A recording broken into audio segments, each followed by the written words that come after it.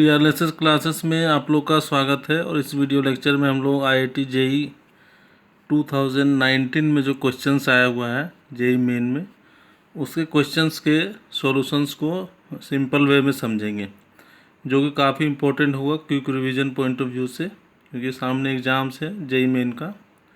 तो इसमें क्वेश्चन आया था, जैसे मॉर्निंग शिफ्ट का ये क्वेश्चन है कि एक मैट्रिक्स दिया हुआ था cos theta minus sine theta cos theta.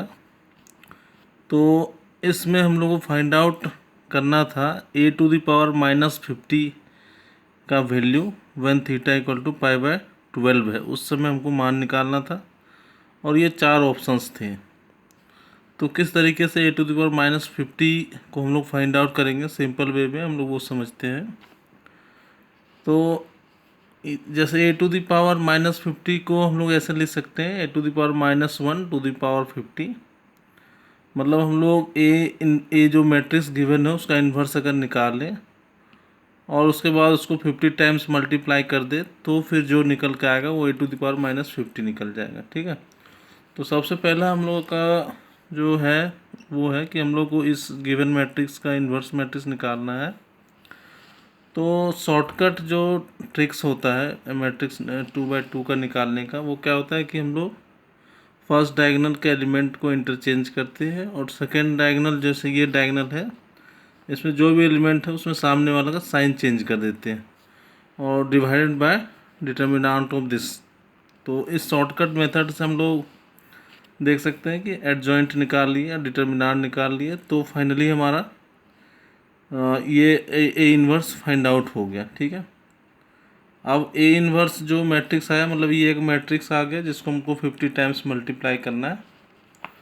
तो जैसे ही हम लोग 2 बार मल्टीप्लाई करेंगे इसको, तो कुछ ये फॉर्मूले में चेंज होगा, जैसे cos theta cos square theta और sin theta minus sine square theta, मतलब cos square minus sine square cos 2 theta होता है। तो उसी तरीके से ट्रिग्नोमेट्रिक फार्मूला से ये चेंज हो गया। और फिर हम लोग देख सकते हैं कि दो बार जब हम ए इन्वर्स को मल्टीप्लाई किए तो यहाँ पर जो थीटा था वो ट्वाइस हो गया। तो इससे एक लॉजिक डेवलप हो गया और हम लोग इसको जब a⁻−50 मतलब a⁻−1 को 50 टाइम्स करेंगे तो ऑटोमेटिक यहाँ थीटा के बगल में 50-50 आ जाएगा। तो ये हमारा a⁻−50 जो है वो फाइंड आउट हो गया कि कौन सा मैट्रिक्स होगा। अब थीटा इक्वल टू π/2 को पुट करना π/12। तो जैसे ही π/12 करेंगे ऑलमोस्ट 50 इंटू 15 मतलब 750 डिग्री है, तो 720 + 30 कर सकते हैं। 4π + π/6, तो हम लोग को पता है cos 4π + π/6 का वैल्यू cos π/6 √3/2 होता है। ठीक है ना। तो जैसे ही हम लोग cos 4π/6 मतलब यहाँ पर जो वैल्यू है वहाँ हम लोग को पता चल गया √3/2 आना है। तो हम लोग देख सकते हैं ऑप्शन में कि ये दो ए और बी ऑप्शन तो वैसे ही एलिमिनेट हो गया, क्योंकि यहाँ √3/2 आना है, तो अब ये दो हमारे पास ऑप्शन बचे। तो इस तरीके से आंसर को एलिमिनेट भी करते जाना है। तो हम लोग यहाँ देख सकते हैं कि sin 50 थीटा जो है वो sin 4π + π/6 है, तो 1/2 हो गया। तो एक दूसरा वैल्यू निकाले 1/2 आ गया। तो यहाँ से हम लोग को समझ में आ गया कि जो ये √3/2 और 1/2 ये दो आंसर निकाल लिए, तो फिर ऑटोमेटिक हमारा सी ही इस क्वेश्चन का आंसर होगा। तो हम लोग को ध्यान देना है कि आईआईटी जेईई मेन में एक तो फास्ट भी करना है, एक्यूरेट भी करना है। तो ट्रिक्स और को पता होना चाहिए और कैलकुलेशंस को मिनिमाइज करने के लिए फास्ट कैलकुलेशंस होना चाहिए। अब जैसे जेईई मेन का एक और क्वेश्चन देखते हैं। इसमें दिया हुआ a = थीटा बिलोंग्स टू -π/2 से पाई, और दिया हुआ 3 + 2 iota sin theta divided 1 - 2 iota sin theta is purely imaginary, then sum of the elements in A. तो एक दिया हुआ एक्सप्रेशन जो कि कम्प्लेक्स नंबर फॉर्म में है, क्योंकि आयोटा इसमें लगा हुआ है, कह दिया प्योरली इमेजनरी है। प्योरली इमेजनरी का मतलब होता है, जैसे हम लोग यहाँ से एक बार डिस्कस कर लेते हैं कि कोई कम्प्लेक्स नंबर है, अगर प्योरली इमेजनरी बोला गया तो मतलब रियल पार्ट जो है वो 0 होगा। और ये ध्यान रखना है, कोई भी कम्प्लेक्स नंबर को पहले स्टैंडर्ड फॉर्म में लाते हैं, मतलब a + iota b में लाते हैं, जहाँ iota जो है √-1 है। तो z बराबर 1 प्लस आयोटा 2 माइनस आयोटा, अगर मान लो 1 plus iota by 2 plus iota, तो जो भी प्लस में तो माइनस करके दोनों साइड ऊपर नीचे मल्टीप्लाई करके फिर सिंप्लीफाई करके हम लोग उसको लाना पड़ता है a प्लस आयोटा b में। तो सबसे पहला काम है, जैसे ये जो एक्सप्रेशन है इसको हम लोग को सिंप्लीफाई करेंगे। ये सिंप्लीफाई कर दिए, माइनस था प्लस साइन लगा के ऊपर नीचे, और इसको बाद सॉल्व करेंगे तो हमारा ये एक्सप्रेशन आ जाएगा। अब नीचे से मतलब आयोटा को रिमूव करना है, तो ये हमारा रियल पार्ट बन गया, ये इमेजनरी पार्ट बन गया। क्योंकि प्योरली इमेजनरी बोल रहा है तो मतलब इससे पता चल गया कि हमारा ये जो है रियल पार्ट को जीरो करना है। तो ये जीरो कर दिए तो ये जीरो हो गया, मतलब साइन थीटा जो प्लस माइनस √3/2 हो गया। तो हम लोग के पास थीटा बिलोंग्स टू -π/2 से पाई है, तो इसके बीच में हम लोग वो सारे एंगल निकाल लें जिसके लिए या तो +√3/2 हो जाए या -√3/2 हो जाए। तो हम लोग देखते हैं -π/3 के लिए -√3/2 हो रहा है, तो एक ये सेटिस्फाई कर गया। फिर π/3 के लिए √3/2 हो गया, तो एक और एंगल ये सेटिस्फाई कर गया। फिर π/2 + π/6 मतलब कह सकते हैं 120, तो इसके लिए भी हमारा जो है ये सेटिस्फाई कर गया। तो कहने का मतलब 3 हमारे एंगल्स हुए जिसके लिए हमारा ये वैल्यूज़ आ रहा है। तो वैल्यूज़ ऑफ ए जो हो गया 1 2 3 मतलब 4π/6 π/3 -π/3, ठीक है। ये हमारा 4π/3। तो अब ये पूरा पूछा जा रहा है कि then the sum of the elements in A. तो इस सब को जब हम लोग ऐड करेंगे तो 2π/3 आ जाएगा, मतलब इस क्वेश्चन का आंसर हमारा डी हो जाएगा 2π/3।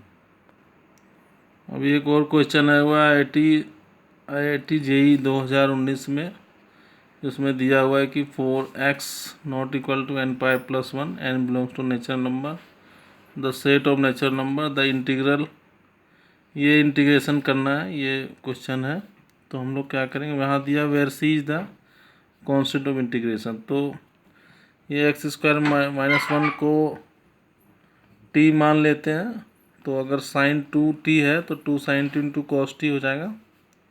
यहाँ भी sin 2t 2 sin t × cos t हो जाएगा। तो दोनों में हम लोग अगर देखें तो जैसे कुछ फार्मूला हम लोग पता रहना चाहिए। sin 2x 2 sin x × cos x होता है, 1 - cos² sin x होता है। और ये इंपॉर्टेंट फार्मूला है 10x/2 जो होता है 1 - cos x 1 + cos x होता है। और u/dx का ये फार्मूला होता है प्रोडक्ट रूल, और integration of 10x log mod of sec x होता है। तो इसमें से 2 sin² x² -1 दोनों में कॉमन हो गए ऊपर नीचे। तो हम लोग देख सकते हैं ये हमारा कॉमन हो गया, ये कैंसिल आउट हो गया। और ये 10 ये x² -1 के जगह हम t अगर पुट समझ ले तो ये 10t/2 मतलब 10, चूँकि तो 10² x² -1/2 हो गया। तो ये ध्यान देना है कि 1 - cos x 1 + cos x ये 10² x/2 के बराबर होता है। तो इस फॉर्मूले से ये कर लिए। तो अब यहाँ से अब ये रूट बाहर निकल जाएगा, तो हमारा ये कुछ ऐसे बन जाएगा x mod दिस।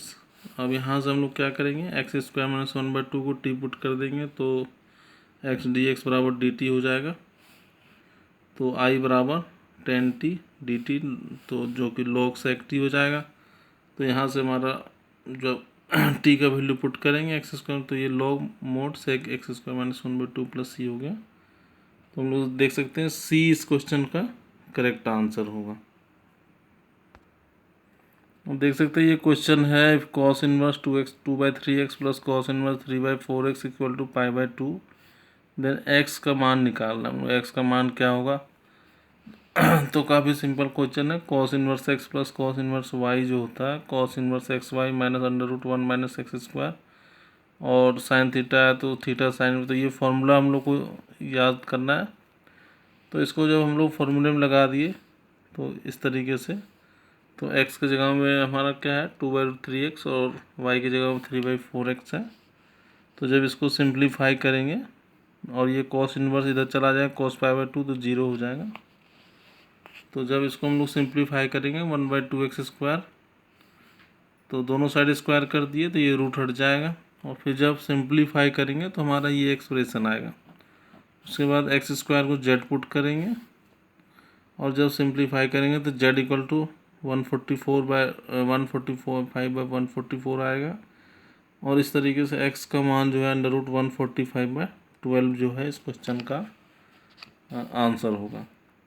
तो ये सारे IIT JEE 2019 के मॉर्निंग सेशन मतलब ये क्वेश्चन आए हुए हैं 2019 में, तो आपको क्विक रिवीजन में काफ़ी हेल्प मिलेगा, इससे आइडिया हो किस तरह क्वेश्चन पूछा जा सकता है।